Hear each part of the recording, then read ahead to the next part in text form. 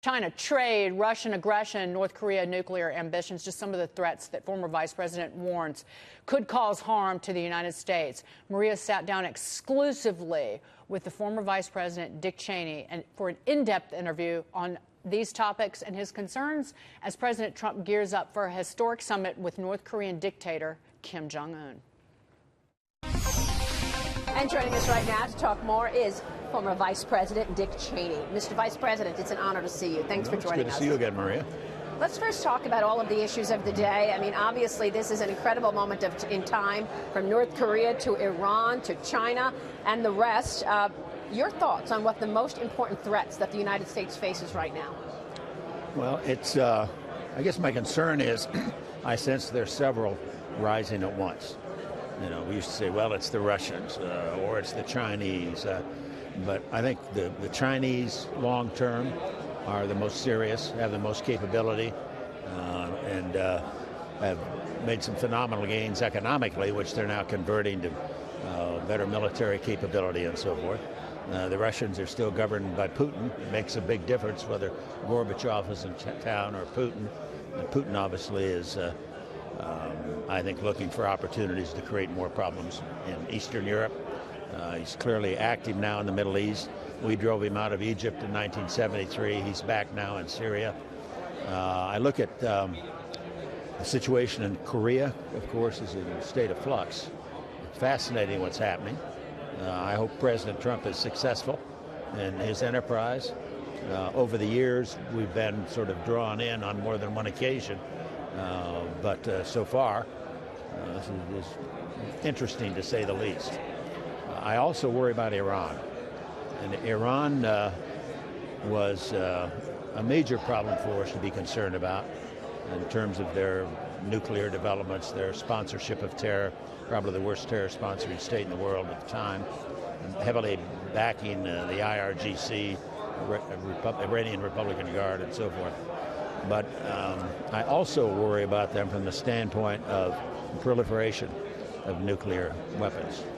Back in '06, when North Korea tested its first nuclear device, then President Bush laid down a marker. Don't, whatever you do, proliferate that to terror-sponsoring states.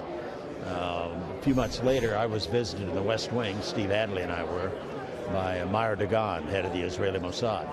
And he had photographs taken inside a North Korean-built nuclear reactor in Syria, at Al-Kabar in the eastern Syrian desert. Eventually, the Israelis took it out. Good thing they did. But it was clearly an effort that had taken many years to get that kind of technology and that reactor built. It had to be 4 or 5, 6 years. And they'd been working on it all that time. And the other thing that I've seen recently, some reporting that accounts for the transfer of that technology to Syria, and claims that the Iranians paid for it. And North Koreans don't have that kind of money, but I can see where they would be happy to sell their technology, obviously, in this case, to Syria. Now, the Israelis put a stop to it, but at the bottom, I think Iran was very much a part of that transaction. So I sort of look at those four as front and center, and any one of them is more than a day's work for the U.S. administration. We've got serious challenges out there, and they're mounting. And you've studied the Middle East more so and watched the developments more closely than most people. Is Iran the most significant perpetrator? Because even when I was speaking with the Crown Prince of Saudi Arabia, he said it's Iran who is trying to overtake the Middle East. What's it the right move to pull out of the Iran deal? Well, I think the Iranians have moved to that posture. Part of it, I can remember a debate in Saudi Arabia back during Desert Storm in that period, dealing with the senior Saudi leaders. They were very concerned about Iran, but it was partly a religious proposition between the Shia in Iran and the Sunni in Saudi Arabia. And I actually had the King of Saudi Arabia at one point tell me that he was absolutely convinced the Iranians had their eye on coming to Saudi Arabia and taking control of the two holy mosques. It was a big, huge deal in that part of the world, and with respect to the Sunni and the Shia. So they've been troublesome, but now when they clearly are actively involved in Syria, with the Russians when they're trying to promote and finance the spread of nuclear technology from South Korea to Syria. There's been reporting that they've also been involved in helping North Korea break the embargo on coal. Some of that coal is being transported out to the open market by the Iranians. So they are clearly not a friendly crowd, and I think it's a situation where the Russians are taking advantage of it.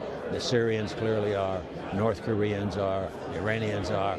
They all come together in the Middle East at this point, and it's an enormously important set of developments.